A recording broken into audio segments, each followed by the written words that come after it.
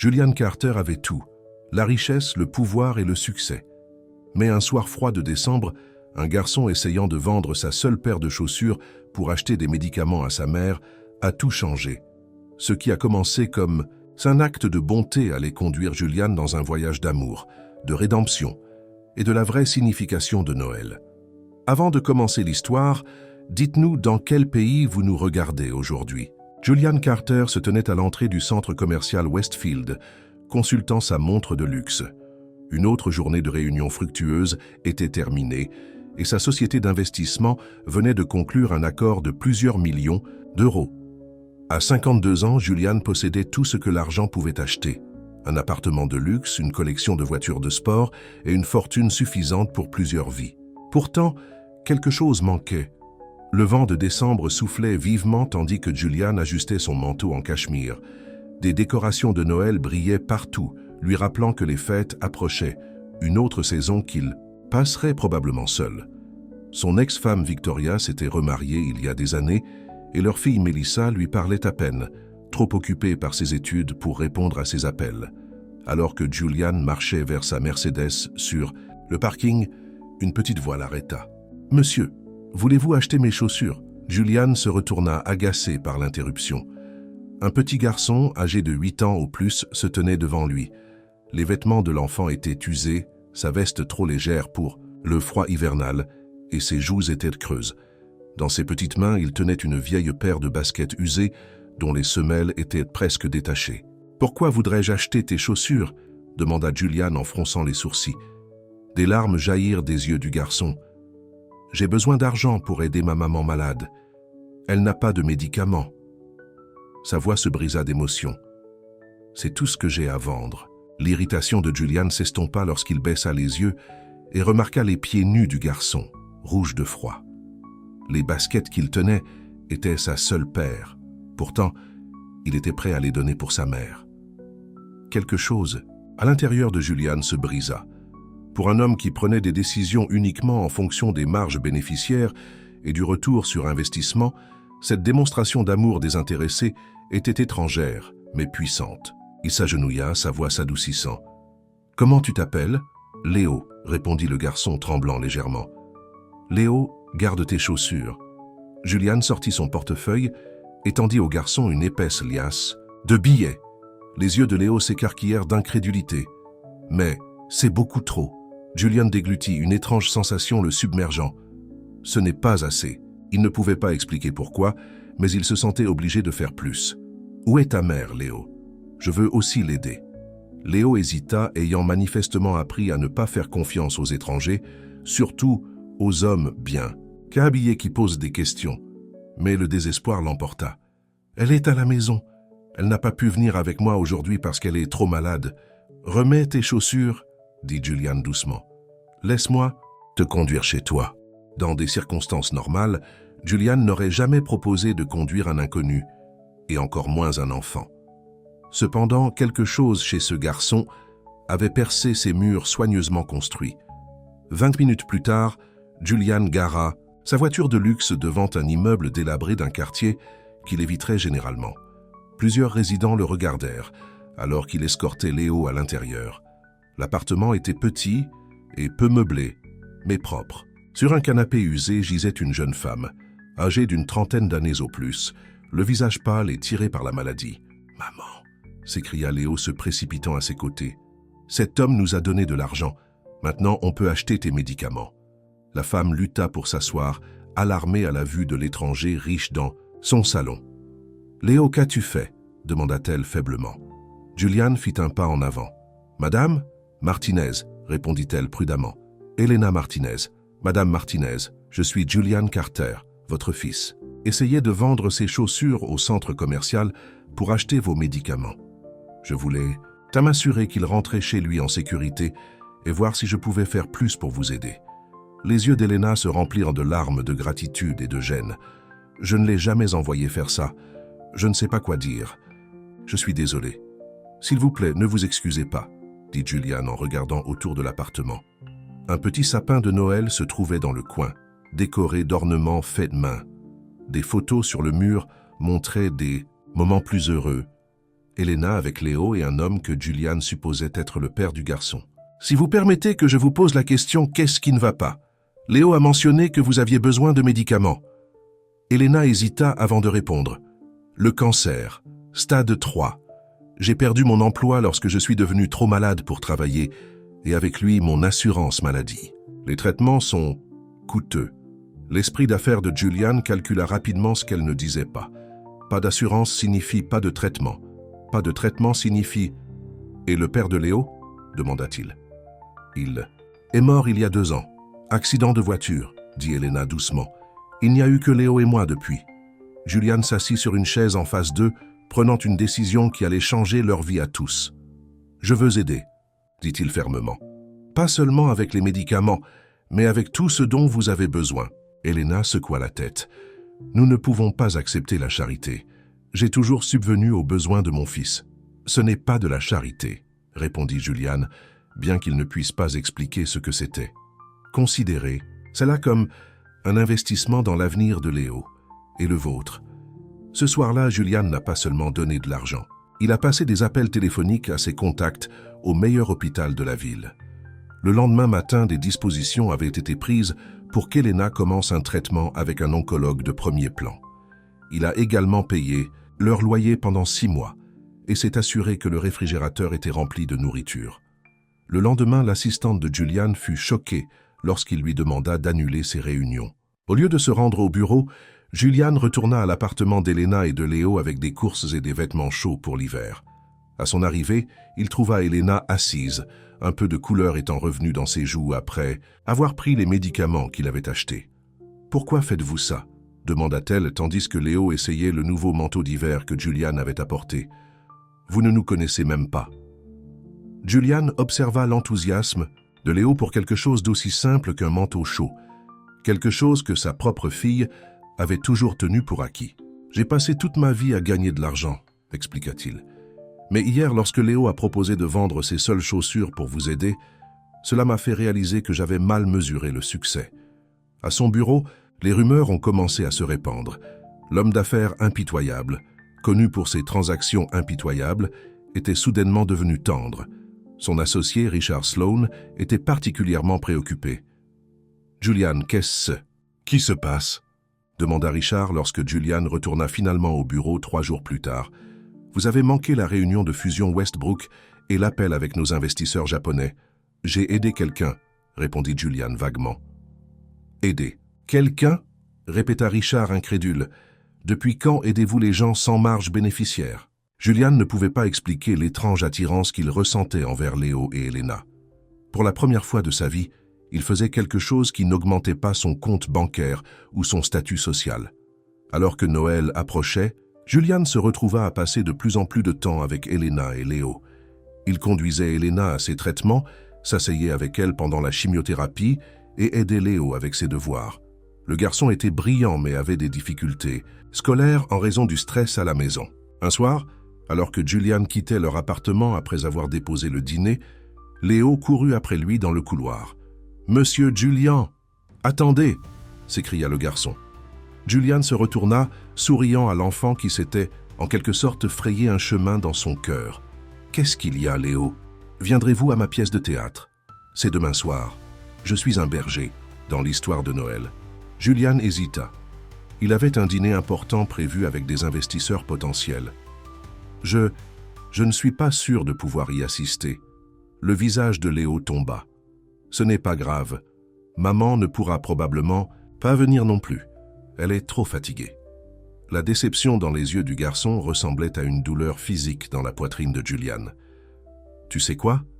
Je serai là, au premier rang. » Le sourire qui illumina le visage de Léo valait plus que n'importe quel accord commercial. Le soir suivant, Julian s'assit sur une petite chaise pliante dans un auditorium d'école primaire, entouré de parents avec des téléphones portables prêts à enregistrer la représentation.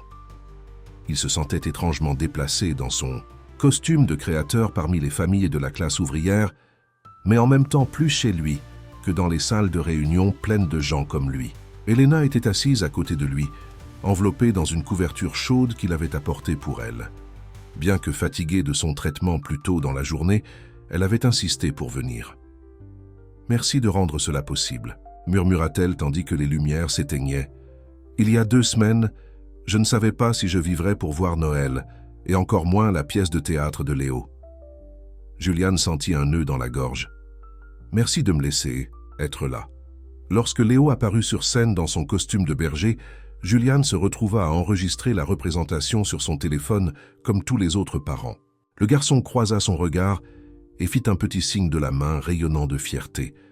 Après la pièce, alors qu'ils se dirigèrent vers la voiture de Juliane, Léo sautant devant eux, Elena trébucha soudainement. Juliane la rattrapa avant qu'elle ne tombe. « Vas-tu bien » demanda-t-il, l'inquiétude évidente dans sa voix. « Juste fatiguée » assura-t-elle, mais Juliane put voir que c'était plus que ça. « Vous restez avec moi ce soir » décida-t-il. « Vous deux. Mon Pentouse a beaucoup de place, et c'est plus près de l'hôpital au cas où vous auriez besoin de quelque chose. » Elena commença à protester, mais l'épuisement l'emporta. « Juste pour ce soir » accepta-t-elle. Le Pentouse de Juliane était tout ce à quoi on pouvait s'attendre de la maison d'un millionnaire. Spacieux, élégamment décoré, avec des fenêtres du sol au plafond, offrant une vue panoramique sur la ville. Léo courut de pièce en pièce émerveillé, tandis qu'Elena s'asseyait tranquillement sur le canapé moelleux, absorbant tout cela. « Cet endroit est plus grand que tout notre immeuble », s'écria Léo. Juliane leur montra les chambres d'amis, chacune plus grande que l'appartement entier d'Elena et de Léo. Après s'être assuré qu'ils étaient à l'aise, il se retira dans son bureau à domicile où une pile de paperasse négligée l'attendait. Des heures plus tard, incapable de dormir, Juliane alla à la cuisine pour un verre d'eau. Il fut surpris de trouver Elena là, regardant les lumières de la ville. « Tu n'arrives pas à dormir » demanda-t-il. Elle secoua la tête. « C'est tellement bouleversant. Tout ce que vous avez fait pour nous, je ne sais pas comment. Je pourrai jamais vous rembourser. » « Vous n'avez pas besoin de me rembourser, » dit Juliane, la rejoignant près de la fenêtre. « Pour la première fois depuis des années, j'ai l'impression de faire quelque chose de significatif. » Elena étudia son visage. « Vous avez tout. De l'argent, du succès, cette belle maison. Mais vous semblez seul. Personne ne l'avait vu aussi clairement auparavant. »« J'ai une fille, » admit Juliane. « Mélissa. Elle est à l'université maintenant. On ne se parle plus beaucoup. Sa mère et moi avons divorcé quand elle avait 10 ans. Qu'est-il arrivé ?» Juliane soupira. « C'est moi. J'étais trop occupé à construire mon empire pour remarquer ma famille s'effondrer autour de moi. Quand j'ai réalisé ce qui importait, il était trop tard. »« Il n'est jamais trop tard, » dit Elena doucement, « tant que vous respirez encore. » Leur conversation fut interrompue par le bruit de l'ouverture des portes de l'ascenseur. Juliane se retourna, surpris. Il était presque minuit, et personne n'avait accès à son ascenseur privé sauf « Papa, tu es là ?» Mélissa. Carter, âgé de 20 ans et ayant l'air fatigué du voyage, se tenait dans le hall d'entrée avec une valise à côté d'elle. « Mélissa ?» bredouilla Juliane de surprise. « Que fais-tu ici ? Je pensais que tu ne rentrerais pas avant Noël. » Les yeux de sa fille se déplacèrent de Juliane à Elena, la confusion et quelque chose comme de la douleur traversant son visage. « Je devrais clairement avoir appelé avant, » dit-elle froidement. « Je ne pensais pas que vous aviez de la compagnie. » La tension dans la pièce était palpable, alors que le père et la fille se regardaient, des années de problèmes non résolus planant entre eux. Et à ce moment-là, Juliane réalisa que les chaussures qui avaient changé sa vie étaient sur le point de le conduire sur un chemin encore plus compliqué. Le silence dans le Pentouse de Juliane était plus lourd que n'importe quelle négociation commerciale qu'il ait jamais menée. Sa fille, Mélissa, se tenait dans le hall d'entrée. Son expression un mélange de surprise et de jugement lorsqu'elle regarda Elena. « Mélissa, ce n'est pas ce que tu penses, » dit Juliane en faisant un pas en avant. C'est Elena. Martinez et son fils Léo dorment dans la chambre d'amis. Je les ai aidés à traverser une période difficile. Elena se leva de son siège, visiblement mal à l'aise. « Je devrais y aller. On ne devrait pas être là. »« Non », dirent Juliane et Mélissa simultanément, se surprenant l'un l'autre. Mélissa posa son sac et entra dans le salon. « Je suis désolée, j'ai tiré des conclusions hâtives. » Elle tendit la main à Elena. « Je suis Mélissa Carter. » Elena lui serra la main. « Elena Martinez, votre père a été très gentil envers mon fils et moi. » Juliane ressentit un étrange sentiment de soulagement. Elena est malade, expliqua-t-il à Mélissa. Le cancer. J'ai rencontré son fils Léo essayant de vendre ses chaussures au centre commercial pour acheter des médicaments pour sa mère. L'expression de Mélissa s'adoucit. À 20 ans, elle étudiait le travail social à l'université. Un choix que Julian avait d'abord désapprouvé, estimant que les affaires ou le droit seraient plus pratiques. Léo a 8 ans, ajouta Elena. C'est un garçon. Merveilleux. Trop adulte pour son âge parfois. J'aimerais le rencontrer, dit Mélissa puis se tourna vers son père. Papa, pouvons-nous parler en privé une minute? Julian hocha la tête, conduisant Mélissa à son bureau à domicile et fermant la porte derrière eux. Qu'est-ce qui se passe? Demanda immédiatement Mélissa. Ce n'est pas du tout comme toi. Julian soupira, s'enfonçant dans son fauteuil en cuir. Je sais que ça semble étrange. Étrange? Papa, tu n'as jamais ramené personne à la maison, même pas quand tu sortais avec cette galeriste l'année dernière. Mélissa croisa les bras. Et maintenant, tu as une femme et son enfant qui séjournent dans ton penthouse? Ce n'est pas romantique, précisa Julian. Même, en le disant, il se demanda si c'était entièrement vrai. Il y avait quelque chose chez Elena qui l'avait profondément touché. Quand j'ai rencontré Léo, quelque chose a changé en moi. J'ai vu ce petit garçon prêt à donner ses seules chaussures pour sa mère, et j'ai réalisé que j'avais passé ma vie à courir après les mauvaises choses. Mélissa étudia le visage de son père. « Tu tiens vraiment à eux ?»« Oui, » admit Julian. « Plus que je ne peux l'expliquer. »« Eh bien, » dit Mélissa après un moment, « je suppose que je suis contente d'être rentrée tôt. C'est le Noël le plus intéressant que nous ayons passé depuis des années. » Le lendemain matin, Léo était ravi de découvrir un autre enfant dans le penthouse. Il bombarda Mélissa de questions au petit déjeuner, son enthousiasme étant contagieux. « Es-tu la fille de Monsieur Julian? Habites-tu ici aussi? Peut-on voir mon école d'ici? Est-ce que ton père fait toujours des crêpes aussi bonnes ?» Mélissa rit, aidant Léo à verser du sirop sur sa pile de crêpes. « Oui, je suis sa fille. Non, j'habite à l'université. Peut-être qu'on pourra vérifier si on peut voir ton école plus tard. Et honnêtement, je ne savais pas que mon père pouvait du tout cuisiner. » Julian retourna une autre crêpe, appréciant le son des rires dans sa cuisine. Pendant des années, ses matins avaient consisté en café noir et en actualité financière. Maintenant, son penthouse était rempli de vie. Elena les rejoignit, ayant l'air pâle mais souriant, à la scène. Julian remarqua comment elle se soutenait contre le cadre de la porte. « Tu devrais te reposer, » dit-il en tirant une chaise pour elle. « Ça va, » insista-t-elle, bien qu'ils puissent tous voir que ce n'était pas le cas. Après le petit déjeuner, Julian emmena Elena à son traitement tandis que Mélissa se porta volontaire pour emmener Léo au parc. Alors qu'ils quittaient l'immeuble ensemble, Richard Sloane entrait dans le hall. Il s'arrêta net lorsqu'il vit Julian aider une Elena au physique fragile à monter dans sa voiture. « Julian » appela Richard en s'approchant d'eux. « J'essaie de te joindre toute la semaine. » Julian se retourna, gardant un bras protecteur autour d'Elena. « Richard, désolé, j'étais occupé. » Les yeux de Richard passèrent de Julian à Elena, puis revinrent. « Clairement, l'affaire Cooper est en train de s'effondrer. Et qu'est-ce que tu fais exactement? »« J'emmène une amie chez son médecin, » répondit fermement Julian. « Je t'appellerai cet après-midi. »« Une amie ?» Richard leva un sourcil. « Julian, tu n'as pas d'amis. Tu as des associés et des concurrents. » Julian sentit Elena se tendre à côté de lui. « Les choses changent, Richard. »« J'ai changé. » Richard secoua la tête. « La réunion du conseil d'administration est jeudi. Sois là, sinon, on devra avancer sans toi. » Il regarda à nouveau Elena, son expression calculatrice. « Un timing intéressant. Trouver quelqu'un qui a besoin de ton aide juste avant le plus gros contrat de l'année. » Elena s'éloigna de Julian. « Je n'essaie pas de profiter de lui. »« Bien sûr que non, » dit Richard avec un sourire qui n'atteignit pas ses yeux. Il tendit un dossier à Julian. « Revois ça avant jeudi. Et Julian, souviens-toi de tes vraies priorités. » Alors que Richard s'éloignait, Julian ressentit un frisson qui n'avait rien à voir avec le temps de décembre. « Il pense que je profite de toi, » dit Elena doucement.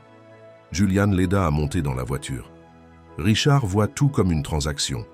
Il ne peut pas comprendre de faire quelque chose sans attendre quelque chose en retour. « Peut-être qu'il a raison d'être suspect, » dit Elena alors qu'ils se dirigeaient vers l'hôpital. « Tu nous connais à peine et pourtant tu as fait tellement de choses. » Julian la regarda. « Sais-tu pourquoi je suis devenu si performant dans les affaires? Parce que j'ai confiance en mon instinct. Et mon instinct, à propos de toi et de Léo, est bon. » À l'hôpital, Julian s'assit avec Elena pendant son traitement. L'oncologue, le docteur Patel, le prit à part par la suite. « Le cancer répond au traitement, mais lentement, » expliqua-t-elle. « Le système immunitaire d'Elena est faible. Elle a besoin de repos, d'une bonne alimentation et d'un minimum de stress. Elle aura tout ça, promit Julian. Lorsqu'ils retournèrent au penthouse, ils trouvèrent Melissa et Léo en train de construire une maison en pain d'épices sur l'îlot de la cuisine, une musique de Noël, jouant doucement en arrière-plan. « Regarde, maman !» s'écria Léo. « Melissa dit qu'on peut mettre ça sous le grand sapin de Noël. » Elena sourit, bien que Julian puisse voir que le traitement l'avait épuisé. « C'est magnifique, chérie. Papa, pouvons-nous avoir un vrai sapin de... Noël ?» demanda Melissa, surprenant Julian avec cette demande. Ils n'avaient pas décoré pour Noël ensemble depuis ses 15 ans. « Bien sûr, » dit Julian, son cœur se réchauffant à cette pensée. « On y ira cet après-midi. » Ce soir-là, le penthouse de Julian se transforma. Un sapin de 9 mètres de haut se tenait près de la fenêtre, décoré de lumières et d'ornements que Julian et Melissa avaient trouvés dans un débarras. Léo accrocha les ornements faits main qu'il et sa mère avaient apportés de leur appartement, expliquant fièrement chacun d'eux. « Celui-ci, je l'ai fait à la maternelle, » dit-il à Julian en tenant une étoile asymétrique. « Et celui-ci était celui de mon père quand il était petit. » Julian l'aida à accrocher chacun d'eux avec soin. « Ils sont parfaits. » Alors qu'ils travaillaient, Julian remarqua Elena les regardant du canapé, un sourire paisible sur le visage malgré sa fatigue évidente. Leurs regards se croisèrent et quelque chose de non dit passa entre eux. Plus tard dans la nuit, après que Léo se soit couché, Julian trouva Elena en train de regarder les albums photos que Melissa avait sortis. « Vous étiez un jeune homme beau », dit Elena en pointant une photo de Julian dans la vingtaine. Julian sourit. « J'étais ambitieux, trop ambitieux. » Il pointa une autre photo de lui tenant un bébé Melissa. « Ce fut le jour le plus heureux de ma vie et j'ai quand même répondu à 3 appels téléphoniques du bureau pendant que j'étais à l'hôpital. »« Il n'est jamais trop tard pour changer, » lui rappela Elena. Le lendemain, Julian emmena Léo faire du shopping pour les cadeaux de Noël, tandis que Melissa restait avec Elena. Ils visitèrent des magasins de jouets, des librairies et des grands magasins, Julian encourageant Léo à choisir des cadeaux non seulement pour sa mère, mais aussi pour Melissa. « Et toi, monsieur Julian ?» demanda Léo alors qu'ils sortaient du dernier magasin. « Qu'est-ce que tu veux pour Noël ?» Julian réalisa qu'il n'y avait pas pensé. Pendant des années, il s'était simplement acheté tout ce qu'il voulait. « Je n'ai besoin de rien, » dit-il honnêtement. Léo fronça les sourcils. « Tout le monde a besoin de quelque chose pour Noël. »« Ce dont j'ai besoin ne peut pas s'acheter dans un magasin, » admit Julian, plus à lui-même qu'à Léo. À leur retour, Julian trouva Richard attendant dans le hall de son immeuble. « On doit parler, » dit Richard, son ton ne laissant aucune place à l'argumentation.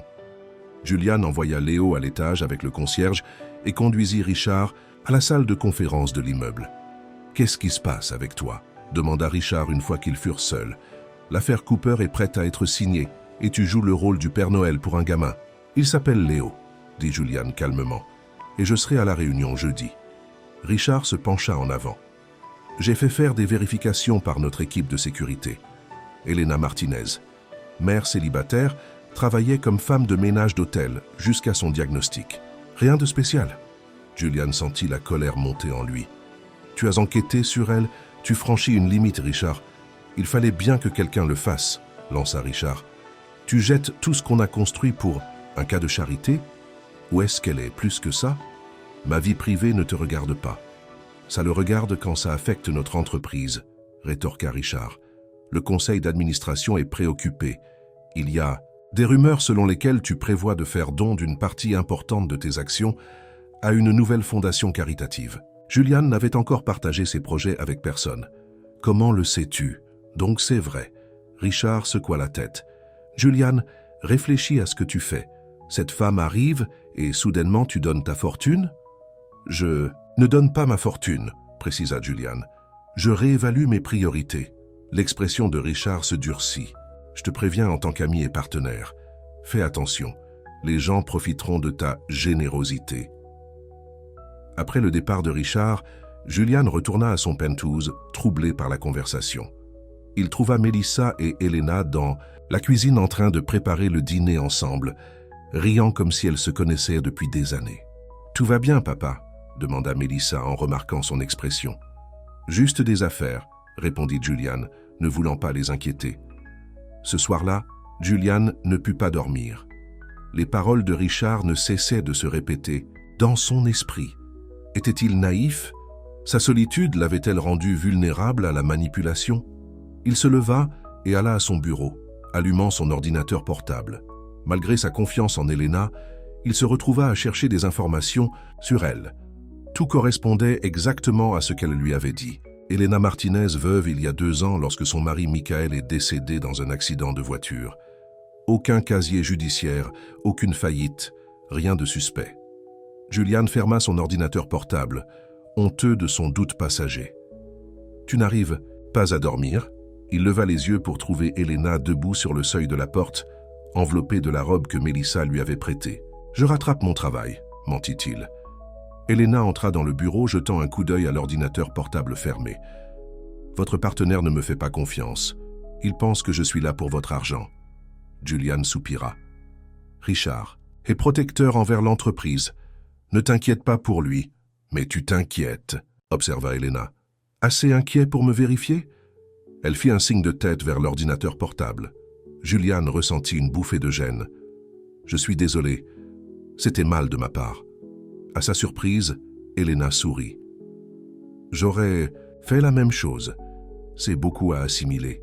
Un étranger et son fils qui débarquent soudainement dans votre vie. » Elle s'assit en face de lui. « Si vous voulez qu'on parte, dites-le simplement. Nous avons déjà abusé de votre gentillesse. Pendant trop longtemps. » « Non, » répondit Julian rapidement. « Ce n'est absolument pas ce que je veux. Que voulez-vous, Julian ?» demanda Elena doucement. La question resta suspendue dans l'air entre eux. Julian réalisa qu'il n'avait pas de réponse. Du moins, pas une qu'il était prêt à admettre. « Je veux vous aider à aller mieux, » dit-il finalement. « Je veux que Léo soit heureux et ait des opportunités. Au-delà de ça, je ne sais pas. » Elena hocha la tête, la compréhension dans les yeux. « Pour ce que ça vaut, je n'ai jamais rencontré quelqu'un comme vous, un homme qui aiderait des étrangers sans attendre de retour. Peut-être que je ne suis pas aussi altruiste que vous le pensez. » Admis, Julian. Vous et Léo ici, ça a comblé un vide que je ne connaissais même pas. Le lendemain matin, Julian se réveilla tôt pour préparer sa réunion du conseil d'administration. Alors qu'il ajustait sa cravate dans le miroir, il aperçut le reflet de Léo, le garçon le regardant de la porte. « Vous avez l'air important, » dit Léo. Julian sourit. « J'ai une grosse réunion aujourd'hui. Serez-vous à la maison pour le dîner? Maman et Melissa préparent des tamales. C'est une tradition familiale. » Tradition familiale. Les mots réchauffèrent le cœur de Julian. Je ne la manquerai pour rien au monde. Au bureau, Julian entra dans la salle de réunion avec une confiance qu'il n'avait pas ressentie depuis des années. L'accord Cooper était exposé devant lui. Une fusion qui augmenterait la valeur de leur entreprise de plusieurs milliards, bien que cela signifierait la fermeture de plusieurs petites entreprises et le licenciement de centaines d'employés. « Julian, heureux de vous revoir, » dit Harold Cooper lui tendant la main. « Richard me dit que vous avez été préoccupé. » Julian lui serra la main mais ressentit une nouvelle hésitation en regardant le contrat. Pour la première fois, il voyait au-delà des marges bénéficiaires les personnes qui seraient touchées. « Avant de signer, » dit Julian, « j'aimerais discuter des modifications des termes. » La tête de Richard se leva brusquement. « Quelles modifications? Nous négocions cet accord depuis des mois. Je veux des garanties pour les employés des sociétés acquises, » déclara fermement Julian. Des indemnités de licenciement, une aide à la recherche d'emploi, une extension des avantages sociaux. Harold Cooper fronça les sourcils. Cela réduirait considérablement la marge bénéficiaire. C'est vrai, admit Julian, et c'est ce qu'il faut faire. La réunion dura des heures de plus que prévu. Julian tint bon, insistant sur des protections qui lui auraient semblé inutiles quelques semaines auparavant, au moment où les signatures furent finalement échangées. L'accord était moins lucratif, mais beaucoup plus humain. Richard coinça Julian par la suite. « C'était quoi ça?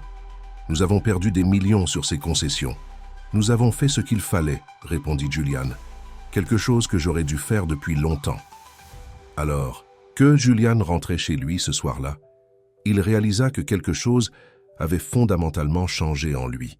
L'homme qui était entré dans le centre commercial ce jour de décembre n'aurait jamais sacrifié les profits pour les gens. Mais l'homme rentrant chez lui auprès d'Elena, Léo et Mélissa ne pouvait plus imaginer faire des affaires autrement. Il arriva au Penthouse pour trouver la table à manger magnifiquement dressée, des bougies allumées et l'odeur des tamales faits maison emplissait l'air. Léo courut immédiatement vers lui. « Monsieur Julian, avez-vous eu une bonne réunion? Avez-vous signé les papiers? Êtes-vous riche maintenant ?» Julian rit, soulevant le garçon dans ses bras. « Oui, oui, et j'étais déjà riche. » Mélissa s'approcha, donnant un baiser sur la joue à son père. « Vous avez l'air différent, heureux. »« Je le suis, » confirma Julian, ses yeux rencontrant ceux d'Elena de l'autre côté de la pièce. Elle avait meilleure mine aujourd'hui. Un peu de couleur était revenue sur ses joues, tandis qu'elle disposait la nourriture sur les plats de service. Pendant le dîner, Julian raconta une version édulcorée de sa journée, étonné de l'intérêt de Léo pour le monde des affaires. Le garçon posait des questions intelligentes qui firent revoir à Julian son travail sous un jour nouveau. Après que Léo se fut couché, Julian, Elena et Mélissa s'assirent dans le salon, les lumières de l'arbre de Noël, scintillant à côté d'eux. « J'ai quelque chose à vous dire à tous les deux, » dit Elena, la voix sérieuse. « Le docteur Patel a appelé aujourd'hui avec les derniers résultats de mes tests. » Julian sentit son cœur se figer. « Qu'a-t-elle dit ?» Elena prit une profonde inspiration. « Le traitement fonctionne mieux que prévu. La tumeur a considérablement rétréci. » Un soulagement envahit Julian. Il se déplaça pour s'asseoir à côté d'Elena, prenant sa main dans la sienne. « C'est une merveilleuse nouvelle. »« C'est vrai, » acquiesça Elena, serrant sa main. « Mais il y a autre chose. Ma sœur Carmen a appelé d'Arizona aujourd'hui. Elle essayait de me joindre depuis des semaines. » Julian ressentit une soudaine inquiétude. « Vous avez une sœur ? » ?»« Oui, nous n'avons pas été proches pendant des années. Pas depuis que j'ai épousé Michael. Elle n'approuvait pas. » Elena baissa les yeux sur leurs mains jointes. « Elle veut que Léo et moi allions en Arizona. Elle a une maison d'hôte où nous pouvons rester pendant que je me rétablis et elle m'aidera avec Léo. » Les mots frappèrent Julian comme un coup physique. « Vous partez ? Je n'ai pas encore décidé, » dit rapidement Elena. « Mais je dois considérer ce qui est le mieux pour Léo. » Mélissa, sentant la tension, s'excusa, laissant Julian et Elena seuls. « Est-ce à cause de Richard, parce que je me suis renseigné sur vous ?» demanda Julian, essayant de comprendre. « Si je vous ai mise mal à l'aise de quelque manière, que ce soit ?»« Non, » interrompit Elena. « Vous n'avez été que gentil, trop gentil peut-être. Alors pourquoi partir ?» Elena croisa son regard directement. « Parce que j'ai peur de ce qui arrivera si nous restons. »« Que voulez-vous dire ? » ?»« J'ai peur. » Elena hésita. « J'ai peur de tomber amoureuse de vous, Julian. Et ça ne peut pas arriver. » Julian sentit comme si le sol s'était effondré sous ses pieds. En une seule phrase, tout avait de nouveau changé. « Pourquoi ça ne peut pas arriver ?» demanda-t-il doucement. « Parce que vous êtes Julian Carter, homme d'affaires millionnaire, et je suis une femme de ménage atteinte d'un cancer avec un jeune fils. Parce que votre monde et le mien ne se mélangent pas. Parce que les gens penseront toujours ce que Richard pense, que je vous utilise. » Julian s'approcha d'elle.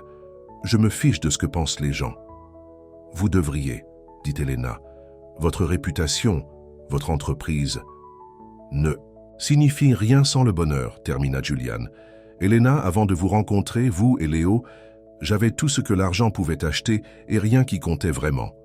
Dehors, la neige commença à tomber, couvrant la ville de blanc. À l'intérieur du Penthouse de Julian, deux personnes de mondes différents firent face à un choix qui définirait le reste de leur vie. « Restez, » dit simplement Julian. « Au moins jusqu'à Noël. Donnez-nous le temps de comprendre ça. » Elena le regarda longtemps avant de hocher la tête. « Jusqu'à Noël, » accepta-t-elle. Aucun d'eux ne remarqua Mélissa debout, dans le couloir, une expression inquiète sur le visage alors qu'elle passait un coup de fil. « Victoria ? C'est Mélissa, j'ai besoin de votre aide, c'est à propos de papa. » Le lendemain matin, Julian se réveilla avec un sentiment renouvelé de but. L'aveu d'Elena avait tout changé.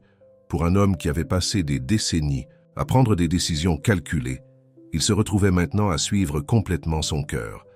Alors que Julian préparait le petit déjeuner, Léo le rejoignit dans la cuisine, encore en pyjama. « Monsieur Julian, allons-nous toujours » À la foire de Noël aujourd'hui. Vous avez promis. Juliane sourit au garçon. Absolument, dès que votre mère sera prête. Léo joua avec sa fourchette. Maman dit qu'on pourrait aller en Arizona pour rester chez tante Carmen. Juliane fit une pause, ne sachant pas quoi dire. Aimerais-tu ça? Aller en Arizona? Léo secoua la tête. Non. J'aime ça ici avec vous et Mélissa. Et maman sourit plus ici. Avant que Juliane ne puisse répondre, Mélissa entra dans la cuisine, déjà habillée pour la journée. Bonjour, dit-elle, se versant du café. Papa, j'ai besoin de te parler de quelque chose. Juliane reconnut le ton sérieux dans la voix de sa fille. Léo, pourquoi tu n'irais pas te préparer pour la foire? On partira dans une... Une fois Léo parti, Mélissa s'assit en face de son père. J'ai appelé maman hier soir. Juliane faillit laisser tomber la spatule qu'il tenait. Victoria, pourquoi? Parce que je suis inquiète pour toi, admit Mélissa. Cette situation avec Elena et Léo, ça va trop vite. Juliane soupira. Mélissa, j'apprécie ton inquiétude. Mais, papa, écoute-moi, interrompit Mélissa. J'aime Elena et Léo. Beaucoup, en fait. Mais ce n'est pas comme toi. Tu as toujours été prudent, méthodique. Maintenant, tu laisses des gens que tu connais à peine vivre chez... Toi, tu manques le travail. Et Richard m'a appelé hier. Richard t'a appelé? Juliane sentit sa colère monter.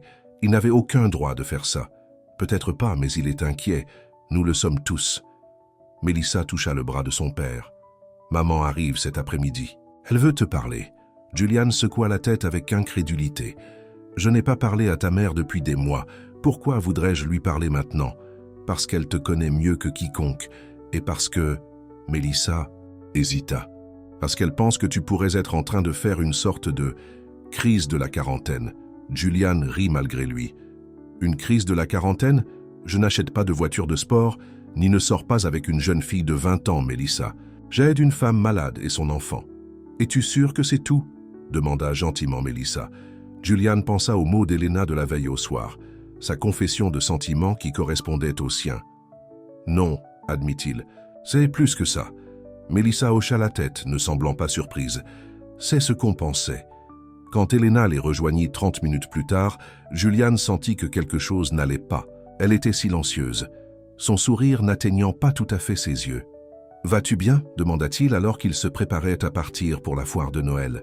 « Juste fatigué » répondit Elena, bien que Juliane soupçonna qu'il y avait plus que ça. La foire de Noël à Central Park était pleine de acheteurs des fêtes et de familles profitant de l'atmosphère festive.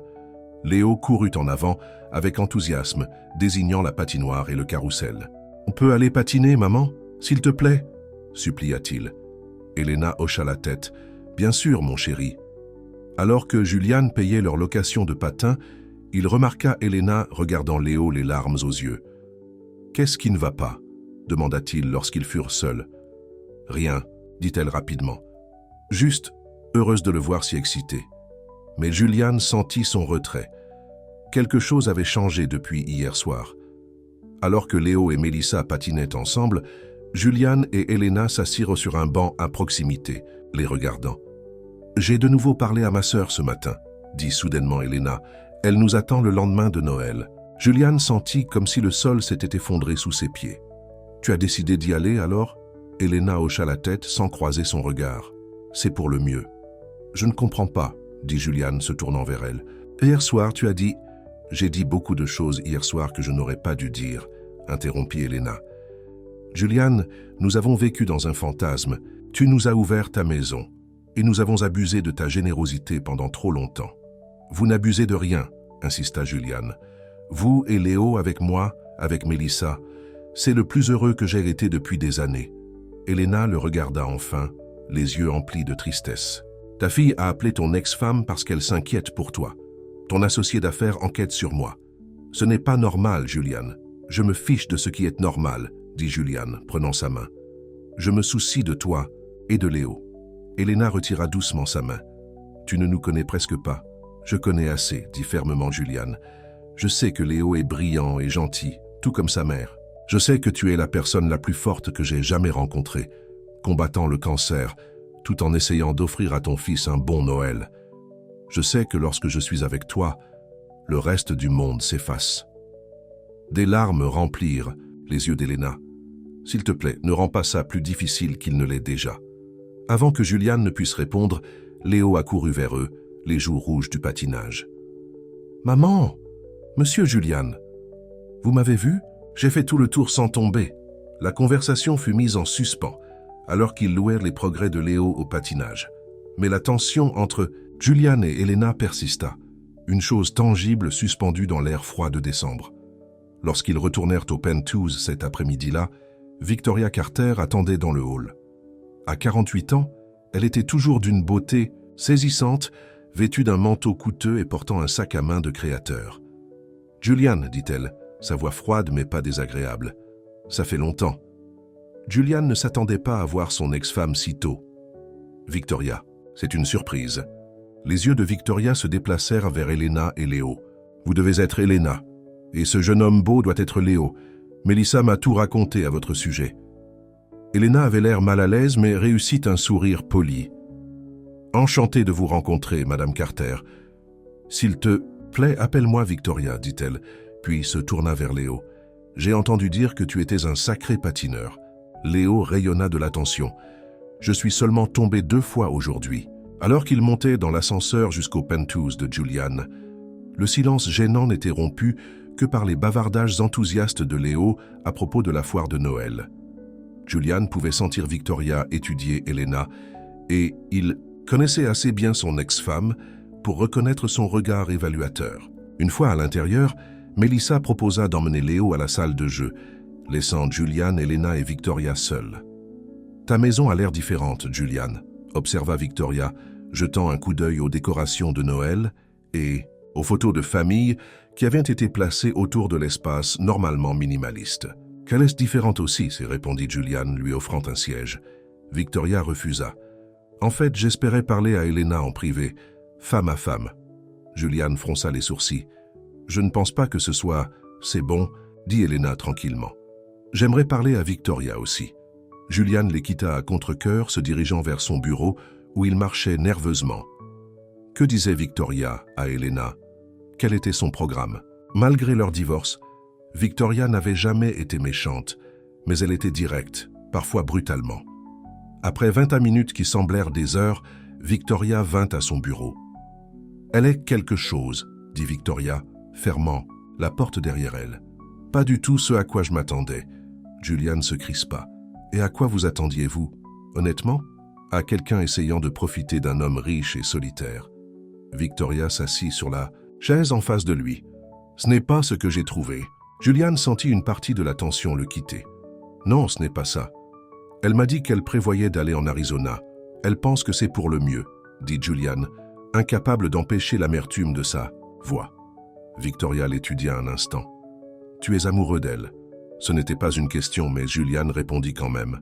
« Oui. » Victoria hocha la tête, comme si elle confirmait quelque chose à elle-même. « Je le pensais. Mélissa s'inquiète que tu ne penses pas clairement. Richard m'a appelé aussi, tu sais. Il pense qu'elle est après ton argent. » « Elle ne l'est pas, » dit fermement Julian. « Je suis d'accord, » Victoria le surprit en disant. « En fait, je pense qu'elle part précisément parce qu'elle ne veut pas de ton argent, ni perturber ta vie. » Julian ne s'attendait pas à cette perspicacité de la part de son ex-femme.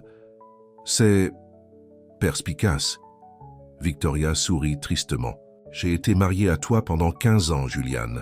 Je te connais, et je reconnais le regard dans les yeux de cette femme lorsqu'elle parle de toi. »« Alors aide-moi, » dit soudainement Julian. « Aide-moi à la convaincre de rester. » Les sourcils de Victoria se levèrent. « Tu veux mon aide? L'ex-femme à qui tu n'as presque pas parlé pendant des années ?» Julian réalisa l'ironie de la situation. « Je sais que c'est étrange, mais tu es la seule personne qui pourrait comprendre. » Victoria réfléchit un instant. « Te souviens-tu pourquoi nous avons divorcé, Julian ?» La question le prit au dépourvu. « Parce que je travaillais trop, parce que j'ai mis l'entreprise avant notre famille. Ça faisait partie du problème, » acquiesça Victoria. « Mais surtout, c'était parce que tu as cessé de me voir, vraiment me voir. Je suis devenu un accessoire de ton succès, pas une partenaire dans ta vie. » Julian grimaça devant la vérité dans ses paroles. « J'étais un imbécile. »« Oui, tu l'étais, » dit brutalement Victoria. « Mais l'homme que j'ai vu aujourd'hui, la façon dont tu regardes Elena et son fils, Ce n'est pas le Julian avec qui j'étais marié. Tu as changé. Rencontrer Léo et Elena m'a changé, admit Julian. Victoria se leva lissant sa jupe. Alors ne les laisse pas partir sans te battre. Mais Julian, si tu es sérieux à leur sujet, tu dois être préparé à ce qui va suivre. Ton monde la jugera. Tes associés d'affaires, ton cercle social, ils ne comprendront pas. Je me fiche de tout ça, dit Julian. Tu dis ça maintenant, mais ce ne sera pas facile. Victoria se dirigea vers la porte. Pour ce que ça vaut, je l'aime bien. Et ce petit garçon est merveilleux. Julian fut surpris de son soutien. Merci, Victoria. Après le départ de Victoria, Julian trouva Elena dans la chambre d'amis, pliant des vêtements et les rangeant. Dans une valise, « Que fais-tu » demanda-t-il, bien que la réponse soit évidente. « Je fais mes bagages », dit Elena sans lever les yeux. « Ton ex-femme est charmante, au fait. » Julian ferma la porte derrière lui. « Qu'est-ce qu'elle t'a dit » Elena soupira, s'asseyant au bord du lit. « Elle m'a dit que je serais une idiote d'aller en Arizona, que tu n'avais jamais regardé personne comme tu me regardes. » L'espoir s'alluma dans la poitrine de Julian. « Elle a raison. Elle a aussi dit que ton monde n'accepterait jamais quelqu'un comme moi, que les gens chuchoteraient toujours que je suis après ton argent, que Léo et moi ne nous intégrerions jamais vraiment. » « Victoria ne sait pas tout, » rétorqua Julian. Elena le regarda tristement. « Mais elle en sait assez. Julian, je tiens trop à toi pour te laisser jeter tout ce que tu as construit. Pour nous, je ne jette rien, » insista Julian, s'asseyant à côté d'elle. « J'acquiers tout ce qui compte. » Elena secoua la tête. « Tu dis ça maintenant, mais qu'en sera-t-il dans un an, quand la nouveauté s'estompera? Quand Léo aura des problèmes à l'école, parce que les autres enfants se moqueront de lui, parce que sa mère sort avec un homme riche? Quand tes associés d'affaires continueront de remettre en question ton jugement? » Julian prit ses mains dans les siennes. « Elena, écoute-moi. Avant de te rencontrer, toi et Léo, j'avais tout ce que l'argent pouvait acheter et rien qui donnait un sens à ma vie. Dans les quelques semaines où je vous ai connus, j'ai retrouvé le goût de me soucier de quelque chose de plus important que les profits et le statut. » Des larmes remplirent les yeux d'Elena. « J'ai peur, Julian, peur d'être égoïste en voulant rester, peur que tu le regrettes. » Julian essuya doucement une larme sur sa joue. « La seule chose que je regretterais, c'est de te laisser partir. » Leur moment fut interrompu par un coup à la porte. Mélissa jeta un coup d'œil, l'air penaud. « Désolé de vous interrompre, mais Richard est là. Il dit que c'est urgent. » Julian soupira, frustré par le timing. « Dis-lui que j'arrive. » Dans le salon, Richard marchait nerveusement, un dossier serré dans sa main. « Julian, on doit parler, en privé. » Julian croisa les bras. « Tout ce que tu as à dire, tu peux le dire devant Elena et Mélissa. » Richard hésita, puis hocha la tête sèchement. « Bien. L'accord Cooper est en difficulté. Les avocats d'Harold ont trouvé des problèmes avec nos déclarations financières. Ils menacent de se retirer à moins que nous renégocions. »« C'est impossible, » dit Julian. « Nos finances sont solides. Je les ai moi-même revues. » Richard lui tendit le dossier. « Il y a des divergences dans les comptes offshore. » Julian feuilleta les papiers, son expression s'assombrissant en lisant. « Ce ne sont pas des divergences. Ce sont des omissions délibérées. Qui a préparé ça ?» Richard ne croisa pas son regard. « Je l'ai fait. » Un silence pesant emplit la pièce. Julian sentit sa tension artérielle monter. « Tu as falsifié nos états financiers? Tu réalises ce que tu as fait? Ça pourrait détruire l'entreprise. »« J'ai fait ce qui devait être fait, » rétorqua Richard. « L'accord ne serait pas passé si Cooper connaissait les pertes sur nos marchés asiatiques. »« Donc tu as menti? Tu as mis les emplois de tout le monde en danger ?» Julian était furieux. « C'est une fraude, Richard. » Le regard de Richard se déplaça vers Elena. « J'ai fait ce que j'ai toujours fait, protéger nos intérêts, pendant que tu étais distrait. » « N'ose pas blâmer ça sur Elena, avertit Julian. Richard l'ignora, s'adressant directement à Elena. « Depuis qu'il t'a rencontré, il a changé, faisant des concessions dans les accords, parlant de fondations caritatives, manquant des réunions. Le Julian que je connais n'aurait jamais compromis notre entreprise pour une croisade personnelle. » Elena se leva, le visage pâle mais déterminé. « Monsieur Sloan, je comprends votre inquiétude pour l'entreprise que vous avez construite avec Julian, mais je ne lui ai jamais rien demandé. »« Tu n'avais pas besoin de demander, » lança Richard. « Ton histoire triste suffisait. » Julian se plaça entre eux. « Ça suffit, Richard, tu dois partir maintenant. » Richard ramassa ses papiers, l'expression dure. La réunion du conseil d'administration est demain à 9 heures. Nous devons décider comment gérer ça. Sois là, Julian, où tout ce que tu as construit est fini. Après le départ de Richard, Julian s'effondra sur le canapé, le poids de la situation s'abattant sur lui. « C'est grave, n'est-ce pas ?» demanda tranquillement Melissa. Julian hocha la tête. « Si Cooper se retire de l'accord, notre action plongera. Pire, si la nouvelle des fausses déclarations se répand, nous pourrions faire face à des poursuites judiciaires. » Elena s'assit à côté de lui, prenant sa main. « C'est exactement ce que je craignais.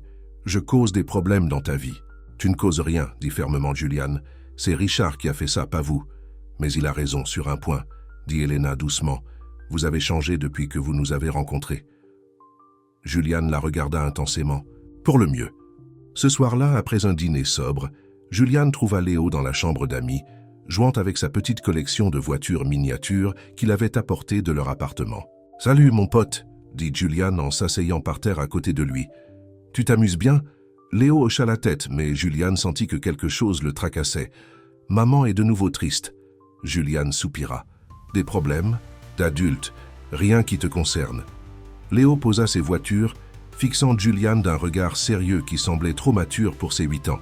« On part parce que vous et maman vous êtes disputés ? » ?»« Non, » répondit rapidement Julian. « Et rien n'est encore décidé concernant votre départ. »« Je ne veux pas aller en Arizona, » déclara Léo. « Je veux rester ici avec vous. » Julian sentit son cœur se serrer. « Moi aussi, je le veux. » Léo s'appuya contre le côté de Julian. « Quand mon père est mort, maman pleurait tous les soirs. Elle pensait que je ne l'entendais pas, mais si. Elle ne pleure plus depuis qu'on vous a rencontrés. » Julian passa un bras autour du garçon. « Ta mère est très courageuse. »« Oh, je peux te dire un secret, » chuchota Léo. « Bien sûr. Quand j'ai essayé de vendre mes chaussures, je n'avais pas vraiment l'intention de les vendre, » admit Léo. « Je voulais juste que quelqu'un nous aide. Et puis vous êtes arrivés. » Julian regarda le garçon avec surprise. « Tu veux dire, tu ne t'attendais pas vraiment à ce que quelqu'un achète tes chaussures ?» Léo secoua la tête. « Non, mais je savais que si j'avais l'air assez triste, peut-être que quelqu'un aiderait maman, et vous l'avez fait. » Julian ne savait pas s'il devait rire ou pleurer. Tout ce temps, il avait pensé qu'il avait rencontré Léo par hasard. Maintenant, il réalisait que l'intelligent garçon l'avait choisi délibérément. « C'était plutôt malin, » dit finalement Julian. Léo sourit. « Maman dit que j'ai l'intelligence de mon père, mais je crois que j'ai son entêtement. » Plus tard dans la soirée, Julian trouva Elena sur le balcon, enveloppée dans une couverture, contre le froid, contemplant les lumières de la ville. « Léo m'a parlé de sa stratégie de vente de chaussures, » dit Julian en la rejoignant. « Un sacré petit escroc. » Elena se tourna vers lui, surprise. « Il t'a dit ?» Il a juré qu'il ne le dirait à personne.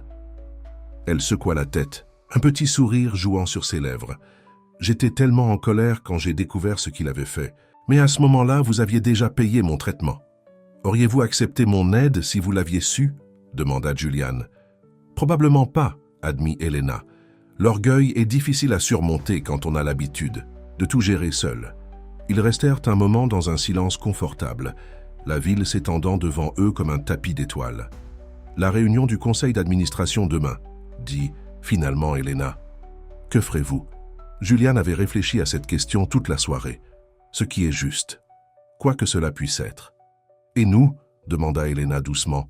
« Qu'est-ce qui est juste pour nous ?» Julian se tourna pour la regarder pleinement. « Je crois que tu sais ce que je veux. Mais j'ai besoin de savoir ce que tu veux, Elena, pas ce que tu penses être le mieux pour moi ou pour Léo. Que veux-tu » Les yeux d'Elena se remplirent de larmes. « Je veux ne plus avoir peur, peur du cancer, peur d'être seul, peur de laisser quelqu'un de nouveau entrer dans nos vies. » Julian s'approcha. « Et si tu n'avais pas peur ?»« Si je n'avais pas peur ?» Elle prit une profonde inspiration. « Je te dirais que ces semaines passées avec toi ont été comme un rêve, que te voir avec Léo m'a montré quel homme tu es vraiment, que je tombe amoureuse de toi, même si toute la partie pratique de moi dit que c'est trop tôt, trop compliqué. » Julian prit doucement la couverture et l'enveloppa autour d'eux deux, la serrant contre lui. « Alors ne soyons pas pratiques, soyons courageux à la place. » Alors qu'ils se tenaient ensemble sous les étoiles d'hiver, Julian savait Que, quoi qu'il arrive à la réunion du conseil d'administration de demain, sa vie avait déjà changé à jamais. Les chaussures qui avaient amené Léo dans sa vie l'avaient mis sur un nouveau chemin, un chemin qu'il avait l'intention de suivre, peu importe où il menait. À l'intérieur du penthouse, Mélissa les regardait de la fenêtre, déchirée entre le bonheur pour son père et l'inquiétude pour ce que demain apporterait. Son téléphone vibra avec un SMS de Victoria. « Est-ce qu'elle reste ?»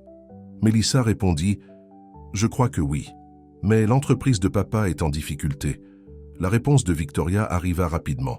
« Il est temps de faire. Appel à des faveurs. Rendez-vous au petit déjeuner, 7 heures. » Mélissa sourit, soudain reconnaissante pour l'esprit vif et les vastes relations de sa mère. Quoi qu'il arrive ensuite, Juliane ne serait pas seule. À l'approche de minuit, une douce neige commença à tomber sur la ville, recouvrant tout d'un blanc immaculé. 4 jours avant Noël, et dans le penthouse de Julian Carter, l'espoir avait finalement surpassé la peur. Mais dans les bureaux de Carter & Sloan Investments, Richard était assis seul, fixant la photo encadrée de Julian sur le mur, un verre de whisky à la main et de l'amertume dans le cœur. « Vous m'avez forcé la main, vieux ami », marmonna-t-il en décrochant son téléphone. « Harold, c'est Richard Sloan, nous devons parler de Julian Carter. » Le matin de la réunion du conseil d'administration se leva froid et clair. Julian se réveilla tôt, faisant attention à ne pas réveiller Elena qui s'était finalement endormie à côté de lui après des heures de conversation. Ils avaient à parler jusqu'aux petites heures, partageant des histoires, des peurs et des espoirs pour l'avenir. Julian s'habilla tranquillement dans son plus beau costume, se préparant à ce qui pourrait être la réunion la plus importante de sa carrière. En ajustant sa cravate, il aperçut Elena le regardant du lit. « Je ne voulais pas te réveiller », dit-il doucement. Elena s'assit, ses cheveux noirs tombant autour de ses épaules. « À quelle heure est ta réunion ?»« 9 heures, » répondit Julian en regardant sa montre. « Je devrais partir dans environ 1 heure. » Elena hocha la tête, son expression sérieuse. « Julian, quoi qu'il arrive aujourd'hui avec l'entreprise, je veux que tu saches que Léo et moi sommes là pour toi. Nous n'allons nulle part. » Un soulagement envahit Julian.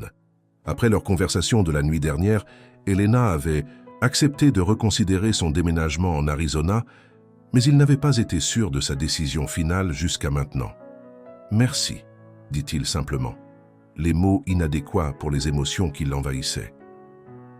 Quand Julian entra dans la cuisine, il fut surpris de trouver Mélissa déjà là, habillée professionnellement et préparant du café. « Tu es levé tôt », commenta-t-il. Mélissa lui tendit une tasse. « Je viens avec toi à la réunion. » Julian haussa les sourcils. « La réunion du conseil d'administration ?»« Mélissa, ce n'est pas une excursion scolaire, c'est une affaire sérieuse. »« Je sais, » dit Mélissa avec assurance. « C'est pourquoi j'ai appelé des renforts. Maman nous y rejoint. »« Victoria ? Qu'est-ce qu'elle pourrait ?»« Papa, » interrompit Mélissa. « Maman possède toujours 12% des actions de l'entreprise depuis le règlement de divorce. Elle a le droit de vote. » Julian avait presque oublié ce détail. Lors du divorce, il avait été tellement désireux de tout finaliser qu'il avait accepté que Victoria conserve une part importante des actions. Elle n'avait jamais exercé son droit de vote auparavant, laissant toutes les décisions commerciales à lui. « Elle n'assiste même pas aux assemblées générales des actionnaires », fit remarquer Julian. « Elle le fait aujourd'hui », répondit Mélissa, « et elle amène des amis. » Avant que Julian ne puisse la questionner davantage, son téléphone sonna. C'était le docteur Patel, l'oncologue d'Elena. « Monsieur Carter, j'ai les derniers résultats des examens d'Elena. Est-elle disponible ?» Le cœur de Julian s'emballa. « Elle est là, tout va bien. Je préférerais vous parler tous les deux. Est-il possible que vous veniez à mon cabinet ce matin ?» Julian regarda sa montre. La réunion du conseil d'administration avait lieu dans 2 heures. « Peut-on attendre cet après-midi ? J'ai une réunion importante. »« Je comprends, mais je pense que vous voudrez entendre cela dès que possible, » dit le docteur Patel, son ton ne révélant rien. Julian sentit une peur glaciale le saisir. « Nous serons là dans 30 minutes. » Après avoir raccroché, Julian trouva Elena qui s'habillait encore. Il lui expliqua la situation, essayant de garder sa voix calme malgré ses pensées qui s'emballaient. « Tu devrais aller à ta réunion, » insista Elena. « Je peux voir le docteur Patel seul. »« Non, » dit fermement Julian. « Nous allons affronter ça ensemble.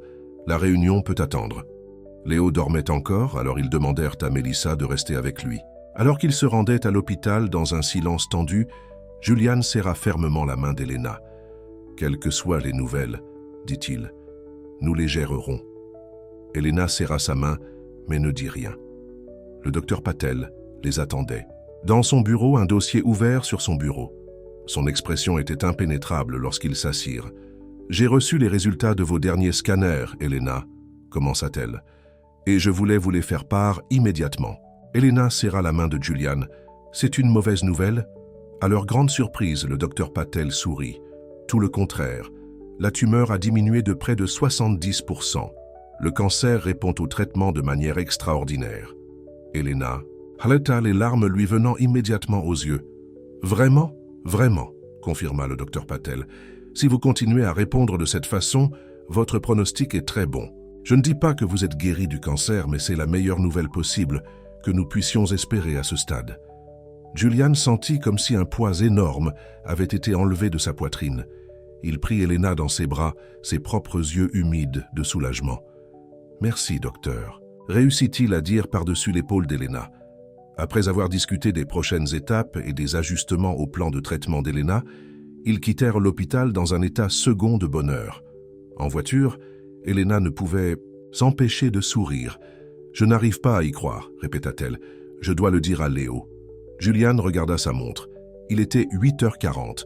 La réunion du conseil d'administration commencerait dans 20 minutes. « On peut rentrer à la maison d'abord si tu veux le lui dire, » proposa Julian.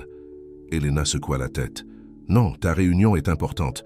Nous le dirons à Léo ensemble après. » Julian demanda à son chauffeur de se diriger vers le bureau. « Tu es sûr ?»« Positive, » dit Elena en lui prenant la main. « Maintenant, il est temps de sauver ton entreprise. » Lorsqu'ils arrivèrent à Carter & Sloan Investments, le hall était plus animé que d'habitude.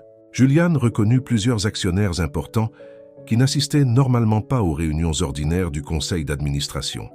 « Les nouvelles voyagent vite », murmura-t-il lorsqu'ils montèrent dans l'ascenseur jusqu'à l'étage de direction.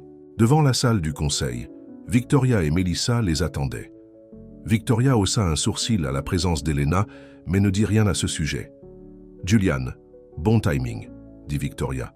« J'ai parlé à certains de nos principaux actionnaires.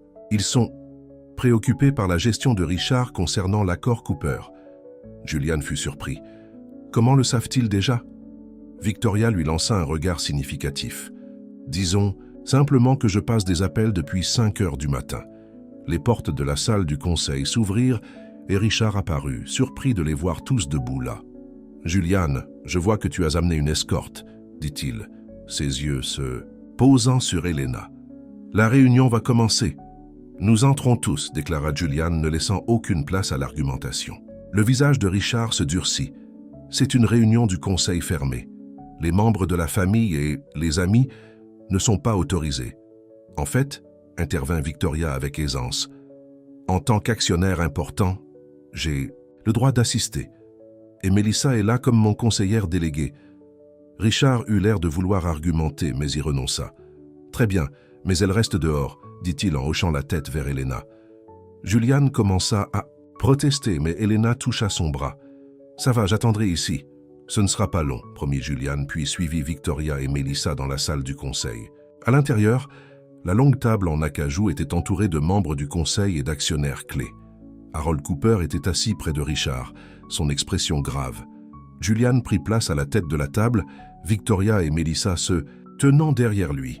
« Maintenant que nous sommes tous là, » commença Richard, « nous devons aborder les problèmes sérieux concernant l'accord Cooper et les préoccupations concernant le leadership qui ont surgi. » Julian l'interrompit. « Avant de commencer, j'aimerais faire une déclaration. » Il se leva, regardant autour de la pièce les visages avec lesquels il avait travaillé pendant des années. « Hier, j'ai appris que des documents financiers relatifs à la fusion Cooper ont été falsifiés. Cela a été fait sans ma connaissance ni mon approbation. » Des murmures se répandirent dans la salle. Le visage de Richard rougit de colère. « C'est une accusation grave, Julian, » dit-il, la voix tendue. « Ce n'est pas une accusation. C'est un fait, » répondit Julian calmement. « Et j'ai demandé à nos auditeurs indépendants de vérifier l'ampleur des fausses déclarations. Leur rapport préliminaire est en cours de distribution. » Victoria distribua des dossiers à chaque membre du conseil. Richard ouvrit le sien, son visage pâlissant en lisant le contenu. « C'est une chasse aux sorcières », bredouilla-t-il. Julian a été distrait pendant des semaines, négligeant l'entreprise pour une affaire caritative personnelle. J'ai fait ce qui était nécessaire pour protéger nos intérêts. En commettant une fraude, demanda Julian, la voix froide. En mettant tout le monde dans cette salle en danger juridique. Harold Cooper se leva. J'en ai assez vu, l'accord est rompu. Mon équipe juridique vous contactera. Harold, s'il te plaît, supplia Richard. Nous pouvons arranger ça. Julian est le problème ici, pas l'accord. Le problème, dit Harold fermement, c'est que je ne peux pas faire confiance à une entreprise qui falsifie des documents. Bonne journée, messieurs. Après le départ d'Harold, la salle éclata en voix en colère. Julian leva la main pour obtenir le silence. J'assume l'entière responsabilité de ne pas avoir décelé cela plus tôt, dit-il. En tant que PDG, c'est moi qui suis responsable. Mais je ne resterai pas les bras croisés pendant que mon associé tente de rejeter la faute de ses propres agissements contraires à l'éthique. Richard rit amèrement. Contraire à l'éthique, c'est riche venant de toi en ce moment.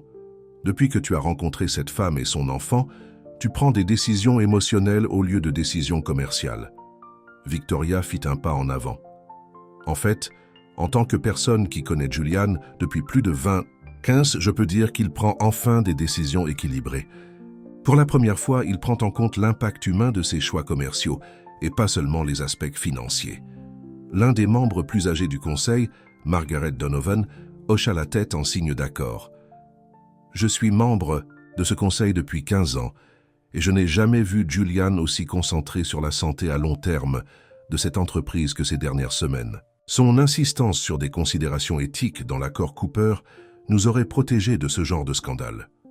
Richard regarda autour de la salle, réalisant qu'il perdait du soutien. C'est absurde. Allez-vous tous le laisser? Jeter tout ce que nous avons construit, parce qu'il est tombé amoureux d'une histoire à pleurer. Richard, dit Julian tranquillement, tu es licencié. La salle devint silencieuse. Richard regarda Julian avec incrédulité. Tu ne peux pas me licencier. Je suis un associé fondateur. Je possède 30% de cette entreprise. 29%, corrigea Victoria. Et Julian en possède 43%. Avec mes 12% ajoutés au sien, cela représente une participation de contrôle. Le visage de Richard se tordit de rage. Vous avez planifié ça, toi et ton ex-femme. Non, dit Julian honnêtement. Mais je suis reconnaissant du soutien de Victoria. Margaret Donovan se leva. Je propose de retirer formellement Richard Sloan de son poste de directeur financier et du conseil d'administration, avec effet immédiat. De plus, je propose que nous menions une enquête complète sur les informations financières de toutes les transactions en cours. Le vote fut rapide et décisif. En quelques minutes, la sécurité escortait un Richard sous le choc hors du bâtiment.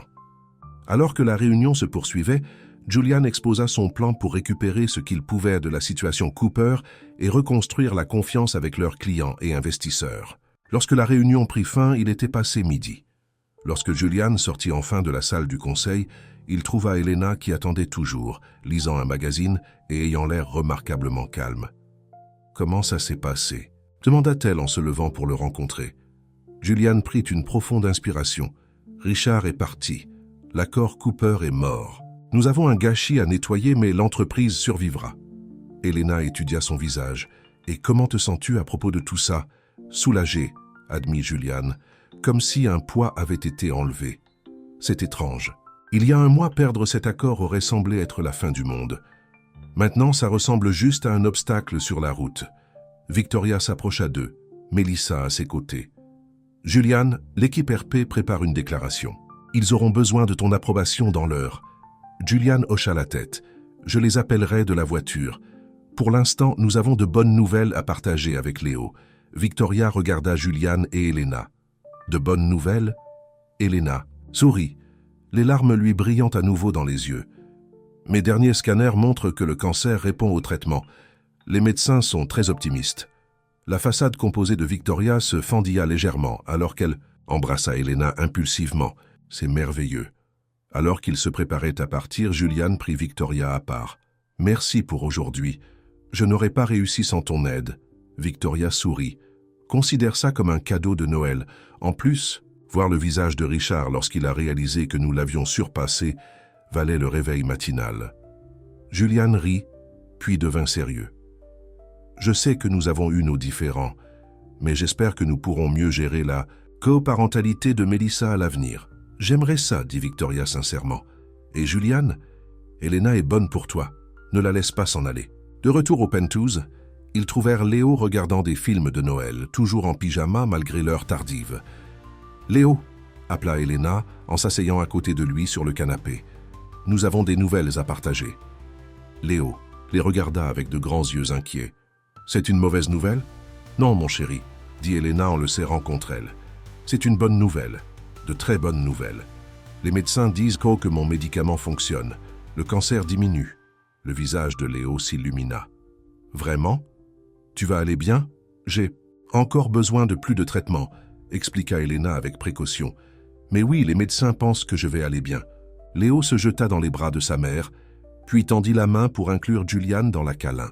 Pendant un moment, ils restèrent ainsi, un cercle serré de joie et de soulagement partagé.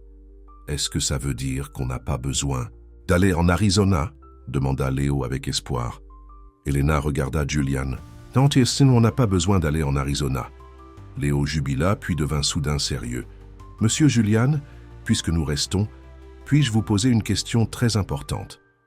Julian hocha la tête, curieux de la formalité soudaine du garçon. « Bien sûr. Allez-vous épouser ma mère ?» Elena haleta, son visage rougissant. « Léo, tu ne peux pas juste demander ça. » Mais Julian riait déjà, la tension de la journée se dissolvant face à l'approche directe de l'enfant. « C'est une très bonne question, Léo, » dit Julian en croisant le regard embarrassé d'Elena. « Et une question à laquelle je réfléchis moi aussi, même si peut-être pas si tôt. Mais tu vas la lui demander un jour, » insista Léo. Julian sourit. « Si ta mère est ouverte à l'idée un jour, alors oui, je pense que je le ferai. » Elena se couvrit le visage de ses mains, mais Julian put voir qu'elle souriait derrière. 3 jours plus tard, à la veille de Noël, le Penthouse de Julian était rempli de monde. Melissa avait invité des amis du collège, Victoria était passée avec son nouveau mari, et même le docteur Patel avait accepté leur invitation à se joindre à la célébration. Le sapin de Noël brillait de 1000 feux, des cadeaux étaient empilés en dessous. De la musique jouait doucement, et l'odeur des tamales maison d'Elena emplissait l'air. Julian resta en retrait, regardant Elena rire avec Victoria alors qu'elles disposèrent de la nourriture sur la table à manger. Léo montrait sa nouvelle voiture télécommandée au docteur Patel, un cadeau que Julian lui avait fait tôt. Melissa s'approcha, tendant à son père un verre de lait de poule. « Sacré Noël, hein ?» Julian hocha la tête, rempli de contentement. « Le meilleur depuis très longtemps. Alors, j'ai entendu dire que Léo a demandé si tu allais épouser Elena, » taquina Melissa. Julian rigola. « Les nouvelles voyageaient vite. Est-ce que tu vas le faire ?» demanda Melissa plus sérieusement. « Lui demander, je veux dire. Éventuellement. » Julian regarda Elena de l'autre côté de la pièce, frappé à nouveau par sa force et sa grâce. « Oui, » admit-il. « Mais pas avant qu'elle ne soit plus loin dans sa guérison, pas avant qu'elle ne soit prête. » Melissa hocha la tête avec approbation. « Bon plan. Pour ce que ça vaut, je pense qu'elle est incroyable. Et Léo est le petit frère que je ne savais pas que je voulais. » Au fil de la soirée, les pensées de Julian ne cessèrent de revenir à la journée où il avait rencontré Léo devant le centre commercial. À quel point il avait été proche de passer à côté, de manquer cette chance de trouver le vrai bonheur. Après le dîner, alors que les invités se mêlaient dans le salon, Julian prit Léo à part. « J'ai quelque chose pour toi, » dit-il en tendant au garçon une petite boîte cadeau, un cadeau de Noël anticipé. Léo l'ouvrit avec empressement. À l'intérieur se trouvait une paire de chaussures de course de haute qualité, à la taille d'un enfant. « De nouvelles chaussures !» s'exclama Léo, l'air confus mais poli. « Merci, monsieur Julian. » Julian s'agenouilla, au niveau de Léo. « Ce sont pour remplacer la paire que tu étais prêt à vendre pour aider ta mère.